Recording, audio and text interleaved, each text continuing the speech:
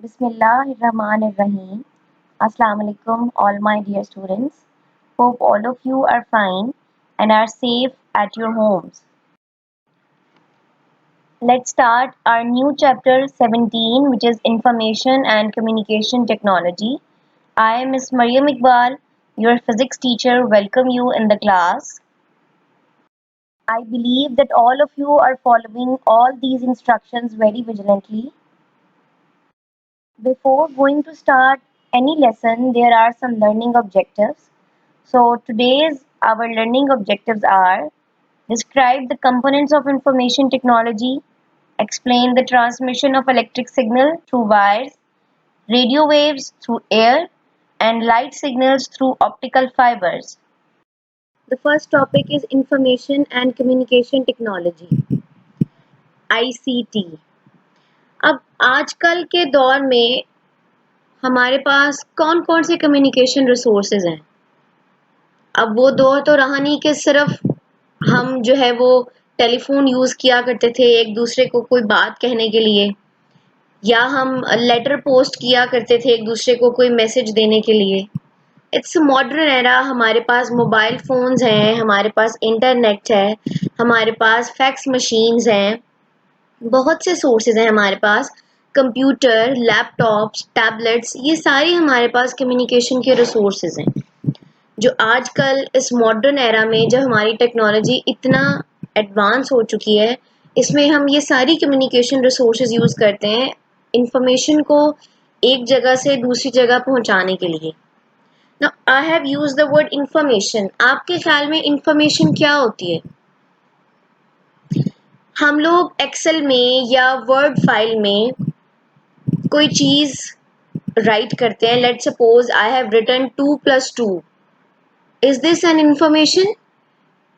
और I write 2 + 2 = 4। Is this the information? 2 + 2 information है या 2 + 2 = 4 एक इंफॉर्मेशन है? Obviously 2 + 2 = 4। Processed data is called information. ठीक है, हमारे पास दो चीजें होती हैं, one is data and the other is information. Now what is the difference between data and information?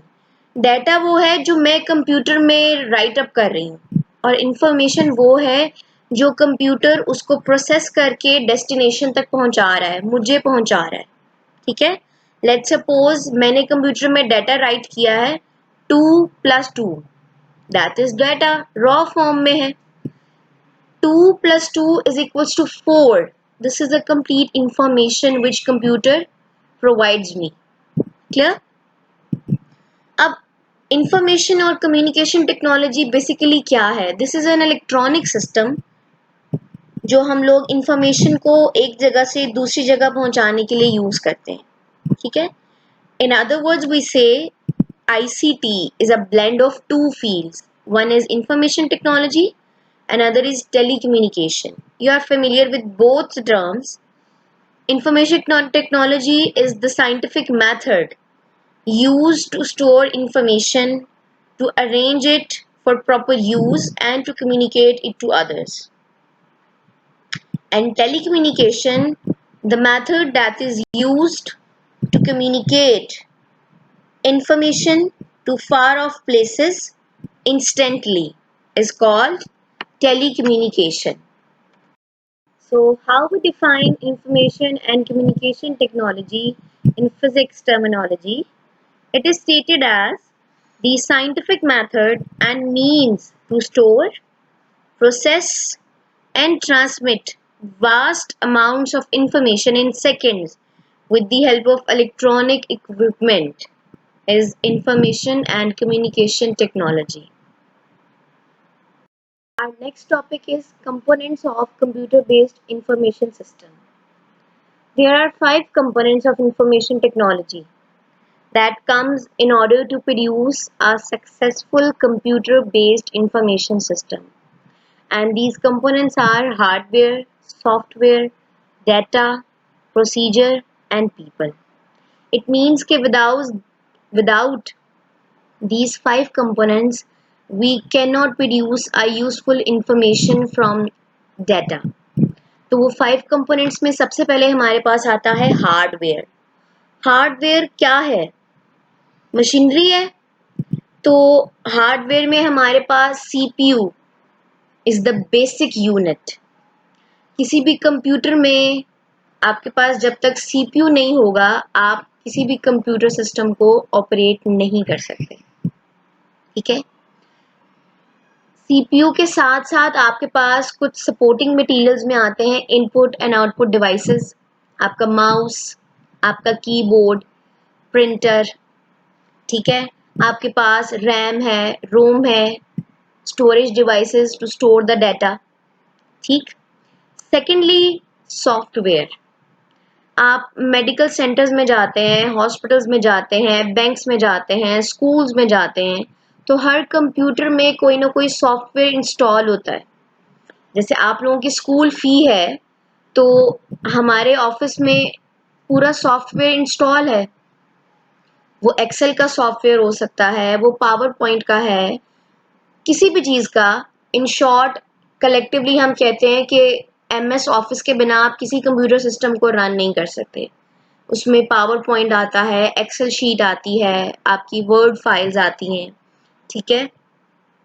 तो सॉफ्टवेयर के बिना आप किसी भी डाटा को इंफॉर्मेशन में नहीं ला सकते। ठीक है। Software is very much important for a computer system. Data, data क्या है? फैक्ट्स एंड फिगर्स हैं जो हम कंप्यूटर को प्रोवाइड करते हैं। ठीक है। ताकि वो एक यूजफुल इंफॉर्मेशन प्रोड्यूस कर सके। ठीक है। वो टेक्स्ट की फॉर्म में हो सकता है 2+2, बताएं जी कंप्यूटर 2+2 से क्या इंफॉर्मेशन निकलेगी। वो ग्राफिक्स की फॉर्म में हो सकता है, कोई फिगर हो सकती है। ठीक है। प्रोसीजर, प्रोसीजर क्या होता है? प्रोसीजर वो सारी इंस्ट्रक्शंस होती हैं जिनको फॉलो करके हम एक इंफॉर्मेशन प्रोड्यूस करते हैं। ठीक है। आपके पास दीज आर प्रोसीजर क्या है? Set of instructions. ठीक है। Which are use to design a useful information. Lastly, persons, people. Why people are needed? हमें लोगों की जरूरत क्यों पड़ती है? It is, I would say कि it is ultimately a person. It is ultimately people who determine the success and failure of a CBIS system, computer based information system. Hardware जो हमारी मशीनरी है उसको ठीक रखना, अप टू डेट रखना, computer में software install करना, proper data provide करना ताकि इंफॉर्मेशन स्टोर हो सके, इंफॉर्मेशन बनाना, इंफॉर्मेशन को आगे कम्युनिकेट करना। तो ये सारे काम कौन कर रहा है? हम स्टाफ मेंबर्स कर रहे हैं ना। जब तक स्टाफ मेंबर्स ही नहीं होंगे, जब तक पीपल नहीं होंगे, पर्सन्स नहीं होंगे, हम किस तरह से कोई इंफॉर्मेशन स्टोर कर सकते हैं, किस तरह से कोई इंफॉर्मेशन प्रोड्यूस कर सकते हैं? ठीक। So people are the foremost important component for a successful information system. Clear? Topic is flow of information. How information flows from one point to another point. Information एक प्लेस से दूसरी place तक हम किस तरीके से पहुंचा सकते हैं। ठीक है। This is only possible in the presence of electronic and optical equipments. पहले पहले हमारे पास फोन थे, टेलीफोन्स, वायर्स के थ्रू हम अपने मैसेजेस, अपनी इंफॉर्मेशन एक जगह से दूसरी जगह पहुंचाते थे। ठीक है। उसके बाद जैसे जैसे एडवांसमेंट हुई हमारी टेक्नोलॉजी में, हमारे पास टेलीविजन आया, हमारे पास सेल फोन, मोबाइल फोन्स आए, हमारे पास रेडियो सिस्टम आया, जिसकी वजह से हम information through waves and through optical fibres यानी स्पेस के जरिए और लाइट की फॉर्म में इंफॉर्मेशन एक जगह से दूसरी जगह पहुंचाते हैं। ठीक है। अब हमारे पास यहाँ पे एक छोटी सी एग्जांपल मैं आपको देती हूँ कि आप लोग टीवी पे लाइव ट्रांसमिशन देखते हो, मैचेस आते हैं या किसी भी प्रोग्राम की लाइव ट्रांसमिशन आती है, तो वो हमें कैसे लाइव ट्रांसमिशन देता है हमारा टेलीविजन? ऑब्वियसली आपके पास सिग्नल्स कैच होते हैं थ्रू सैटेलाइट्स जो हमारी अर्थ को रोटेट के अराउंड रिवॉल्व कर रही हैं। तो वो सैटेलाइट जो है वो सिग्नल्स पास आउट करती हैं थ्रू स्पेस हमारी अर्थ को। अब हमारे पास बहुत सी वेव्स हैं, रेडियो वेव्स हैं, माइक्रोवेव्स हैं। हम यहाँ पे डिस्कस करेंगे रेडियो वेव्स और माइक्रोवेव्स को। आई से कि microwaves are far better than radio waves. Why? हम माइक्रोवेव्स को क्यों प्रेफर करते हैं कि वो हमारे पास हमारी टेलीविजन पर लाइव ट्रांसमिशन शो करे? क्योंकि आपकी माइक्रोवेव्स की स्ट्रेंथ बहुत ज़्यादा होती है। ये अर्थ की एटमॉस्फेयर में रिफ्लेक्ट नहीं होती, इनमें डिस्टॉर्शन नहीं होती, एज इट इज़ इंफॉर्मेशन आपके टेलीविजन पे आप तक पहुंचाई जाती है। इसके बजाय अगर हम रेडियो वेव्स यूज़ करते हैं तो वो बहुत ज़्यादा रिफ्लेक्ट होती हैं बाय द अर्थ एटमॉस्फेयर। आपको पता है अर्थ एटमॉस्फेयर में कितनी सारी लेयर्स हैं, ट्रोपोस्फेयर है, स्ट्रेटोस्फेयर है, मीजोस्फेयर है। तो जितना ज़्यादा डिस्टेंस होता जाता है उतनी ज़्यादा रिफ्लेक्शन शो करता है, जिसकी वजह से सिग्नल्स वीक हो जाते हैं और आप सही सिग्नल्स कैच नहीं कर पाता आपका टेलीविजन। ठीक है, तो हम जो है वो through electronic and optical equipments information एक जगह से दूसरी जगह फ्लो करवाते हैं। अब आपको एक फिगर दी हुई है, आप इस फिगर को देखें, showing elements of a communication system. A transmitter, क्या आप इनपुट सिग्नल ट्रांसमीटर को देते हो? ट्रांसमीटर का क्या काम है कि वो इनपुट सिग्नल लेता है, रिसीव करता है और ट्रांसमिशन चैनल को प्रोवाइड करता है। ठीक है, ट्रांसमिशन चैनल क्या करता है कि उस सिग्नल को जो उसने रिसीव किया है प्रोसेस करता है। ठीक है, और प्रोसेस करके उसमें जितनी भी नॉइस है या इंटरफेरेंस है या डिस्टॉर्शन है उस रेट को कम करता है और रिसीवर आपके पास जो थर्ड कंपोनेंट है उसको प्रोवाइड करता है। अब थ्रू रिसीवर जो हमारे पास आउटपुट सिग्नल आया है, जो इंफॉर्मेशन आई है, वो डेस्टिनेशन तक प्रोवाइड की जाती है। ठीक है, सो through these three components, transmitter, transmission channel and receiver, and information flow from one place to another. Next topic is transmission of electrical signals through wires. Who invented the telephone first? Alexander Graham Bell. What was the basic principle of inventing telephone? Alexander Graham Bell invented the phone on the basic principle that our voice, our sound, is converted into electrical signals and communicate it to another place. कि क्या purpose है telephone का कि a simple telephone changes our voice, changes our sound into electrical signal and communicate it from one place to another place. अब एक telephone system में कितने parts होते हैं? We have two parts of a telephone system, a mouthpiece and earpiece. Mouthpiece जिससे हम बोलते हैं, एयर पीस रिसीवर जो हमारे मैसेजेस रिसीव कर रहे हैं। ना how it works, we have two parts of a telephone system, a mouthpiece and earpiece receiver. Our mouthpiece and receiver contain carbon granules and a thin metal diaphragm. Now, what happens when we speak in the mouthpiece?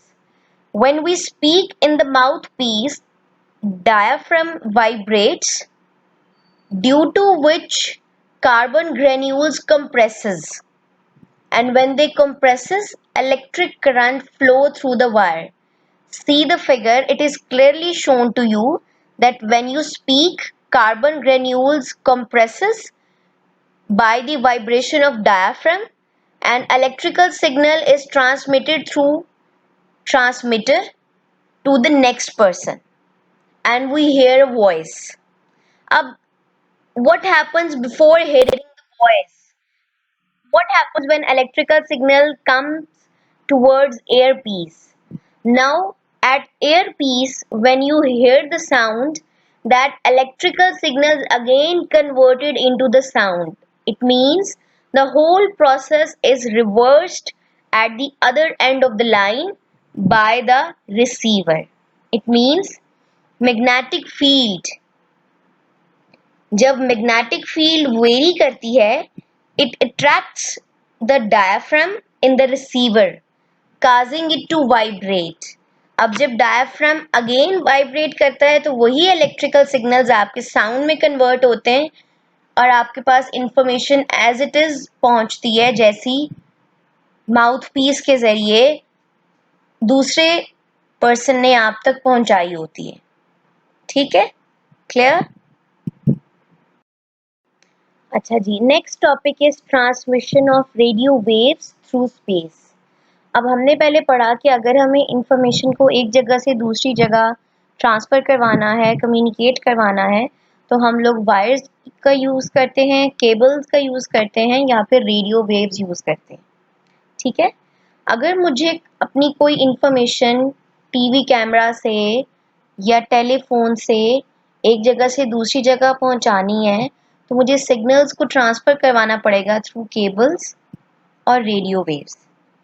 अब जो signal मेरे पास audio frequency में मौजूद है, मैं उसको easily through wires, cables या radio waves एक जगह से दूसरी जगह पहुंचा सकती हूँ.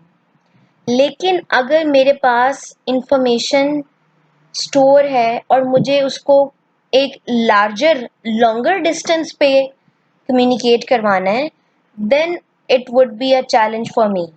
तब हमें ज़रूरत पड़ती है कि अब हमें क्या करना चाहिए कि हमें एक लार्जर डिस्टेंस पे अपनी इंफॉर्मेशन को पहुंचाना है. तो उसके लिए हम लोग क्या यूज़ करते हैं? Electromagnetic waves. अब उसका क्या प्रोसीजर है? See the figures given below. आप जैसे ही साउंड प्रोड्यूस करते हो through microphone, these microphones are responsible for changing our sound into electrical signals at radio stations. ठीक है, वो इलेक्ट्रिकल सिग्नल्स जो हैं उनको एम्पलीफाई करके एंटीना कैच करता है.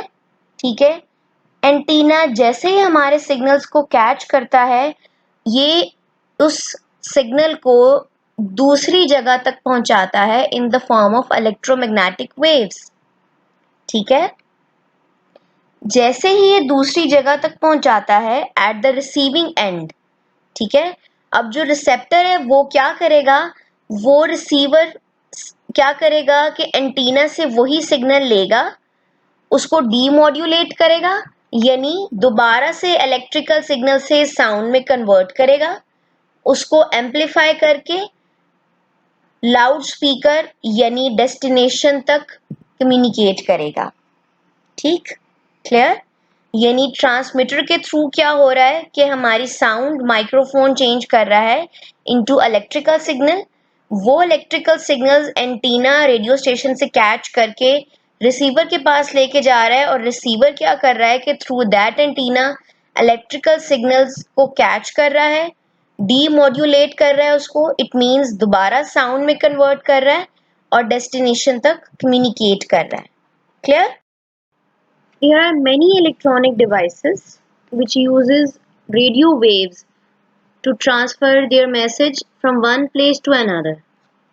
In these devices, we have some examples like fax machines and cell phones. How a fax machine works? Why we use fax machine? हम ज़्यादातर fax machine को use करते हैं business point of view से. अब fax machine में एक जगह से दूसरी जगह मैसेज पहुंचाने का क्या तरीक़ाकार है, क्या मेथडोलॉजी है कि आप एक फैक्स मशीन में जैसे ही अपना मैसेज, अपनी इंफॉर्मेशन स्कैन करवाते हो, वो उस इंफॉर्मेशन को इलेक्ट्रॉनिक सिग्नल में कन्वर्ट करता है और वो इलेक्ट्रॉनिक सिग्नल्स जो हैं वो नेक्स्ट फैक्स मशीन को थ्रू टेलीफोन लाइंस ट्रांसमिट किए जाते हैं. जैसे ही सेकंड फैक्स मशीन उसको रिसीव करता है, अगेन वो उस इलेक्ट्रॉनिक सिग्नल को टेक्स्ट या ग्राफिक की फॉर्म में स्कैन करता है एक पेज पे और इंफॉर्मेशन जो है वो हम तक पहुंचाता है. Next is cell phone. Basically ये टू वे कम्युनिकेशन सिस्टम है। हम कॉल करते हैं, नेक्स्ट पर्सन कॉल रिसीव करता है, तो इनके दरमियान कौन सा प्रोसीजर है जो होता है। बेसिकली जब आप एक सेल फोन से कॉल मिलाते हो तो दो मेजर कंपोनेंट हैं, या आप कहते हो कि थ्रू टू प्रॉपर चैनल हमारी जो कॉल है वो दूसरे पर्सन को मिलाई जाती है। The one is base station of the caller. Base station basically a group of cells है, यानी एक ज्योग्राफिकल रीजन में, यानी लेट सपोज हम मुल्तान में बैठे हैं तो मुल्तान का अपना एक बेस स्टेशन है जिसमें तमाम कॉल्स जो हम मिलाते हैं सबसे पहले बेस स्टेशन पे जो है वो उनके सिग्नल्स पहुंचते हैं। बेस स्टेशन मिलकर जो है वो मोबाइल स्विचिंग सेंटर को डायरेक्ट करते हैं कॉल्स, ठीक है। और मोबाइल स्विचिंग सेंटर क्या करता है कि हमारी कॉल रिक्वायर्ड पर्सन तक पहुंचाता है। अब पूरे प्रोसीजर को किस तरह से हम लोग जो है वो एक्सप्लेन करते हैं कि जब आप कॉल मिलाते हो तो जो सिग्नल्स हैं, हमारी ऑडियो फ्रिक्वेंसी जो है वो जाके सबसे पहले इलेक्ट्रिकल सिग्नल्स में कन्वर्ट की जाती है हमारी साउंड इन बेस स्टेशन। अब बेस स्टेशन क्या करता है कि वो ही सिग्नल मोबाइल स्विचिंग सेंटर को प्रोवाइड करता है, और मोबाइल स्विचिंग सेंटर हमारे उसी सिग्नल को अगेन साउंड में कन्वर्ट करके जहां पे हमने कॉल मिलाई होती है वहां तक पहुंच जाता है, ठीक है। Okay, the last one is photophone. Photophone is very much different from our telephone. Photophone में क्या होता है कि we can also see the pictures of our relatives and friends. यानी इन शॉर्टली आई से कि by using telephone using photophone we can communicate with our relatives or family members or friends with the physical appearance of each other, ठीक है। कि एक आम telephone में हम एक दूसरे को देख नहीं सकते, लेकिन फोटोफोन में हम क्या कर सकते हैं कि हम एक दूसरे से बात भी कर सकते हैं और एक दूसरे की पिक्चर्स भी देख सकते हैं। Clear? Now the last topic for today's lecture is transmission of light signals through optical fibers. अब तक हमने different devices पढ़ी जिनको हम use करते थे to communicate by using radio waves, कि जिससे हम अपने messages in the form of radio waves एक जगह से दूसरी जगह पहुंचाते थे। Now we have optical fibers, and through optical fibers we can communicate from one place to another by the use of light signals. अब लाइट सिग्नल्स को हम रेडियो वेव्स या माइक्रोवेव्स की निस्बत क्यों ज़्यादा यूज़ करते हैं कि लाइट की जो आपके पास विजिबल लाइट होती है ना, उसकी फ्रीक्वेंसी रेडियो वेव्स और माइक्रोवेव से बहुत ज़्यादा होती है। So it is easy to communicate और transmit your messages from one place to another by using light signals. अब लाइट सिग्नल्स के लिए हम लोग यूज़ करते हैं optical fibres. See the figure given in your slide. आपको ऑप्टिकल फाइबर शो किया गया है। ऑप्टिकल फाइबर बेसिकली क्लस्टर होता है ग्लास फाइबर्स का, ठीक है। अब हमारे पास बिफोर गोइंग टू स्टार्ट के how the transmission takes place, मैं दो टर्म्स यहाँ पे आपको बता दूं। हम जो आगे स्टडी करेंगे, एंगल ऑफ इंसिडेंस और क्रिटिकल एंगल। हमारे पास इंसिडेंस का मतलब होता है किसी चीज पे पड़ना, किसी चीज के अंदर दाखिल होना, ठीक है। तो जब लाइट ऑप्टिकल फाइबर के अंदर एंटर होती है किसी एंगल पे एक्सिस के अलोंग, हम कहते हैं ये एंगल ऑफ इंसिडेंस है, ठीक है। क्रिटिकल एंगल, क्रिटिकल एंगल होता बेसिकली एंगल ऑफ इंसिडेंस ही है, लेकिन हम इसमें एक कंडीशन पढ़ते हैं कि अगर आपके पास लाइट एंटर हो रही है ऑप्टिकल फाइबर में और एंटर होने के बाद वो रिफ्रैक्ट कर रही है, रिफ्रैक्ट होता है बेंडिंग ऑफ वेव, कि अगर ऑप्टिकल फाइबर में एंटर होने के बाद वो अपना पाथ चेंज कर ले, उसको कहते हैं रिफ्रैक्शन।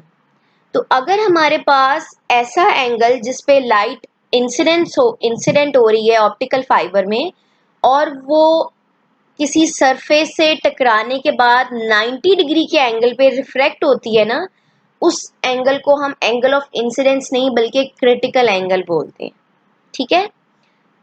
रादर अगर रिफ्रैक्ट नहीं हो रही 90 डिग्री के एंगल पे, किसी और एंगल पे हो रही है, तो फिर हम उसको क्रिटिकल एंगल नहीं कहते, फिर एंगल ऑफ इंसिडेंस कहते हैं। ठीक है, अच्छा जी, अब हमारे पास दो सरफेसेस होती हैं ऑप्टिकल फाइबर की, कोर, इनर लेयर और क्लेडिंग। ठीक है, जो उसके ऊपर कोर के ऊपर लेयरिंग होती है। ठीक है, और क्लेडिंग हमेशा लो रिफ्रैक्टिव इंडेक्स की होती है ताकि लाइट जो है वो ऑप्टिकल फाइबर से बाहर ना जा सके और हम उसको ऑप्टिकल फाइबर के अंदर ही ट्रैप कर सकें। ठीक है, अब प्रोसेस क्या होता है कि when light enters into the core of optical fibre, तो दो केसेस बनते हैं। If the refractive if the angle of incidence is less than the critical angle, तो हमारे पास जो लाइट है वो ऑप्टिकल फाइबर से बाहर चली जाती है, लॉस्ट हो जाती है। ठीक है, सिग्नल ट्रांसमिट नहीं हो पाता। ठीक, अगर हमारे पास angle of incidence critical angle से ज़्यादा है, तो फिर लाइट जो है वो इस ऑप्टिकल फाइबर में ट्रैप हो जाती है और इसी के अंदर बार बार क्लेडिंग से टकराकर वो रिफ्लेक्ट होती है as shown in the figure. ठीक है, जब रिफ्लेक्ट होती है तो हमारे पास क्या होता है कि light signals without any distortion और एट लेसर डिस्टॉर्शन रेट एक जगह से दूसरी जगह ट्रांसमिट किए जाते हैं।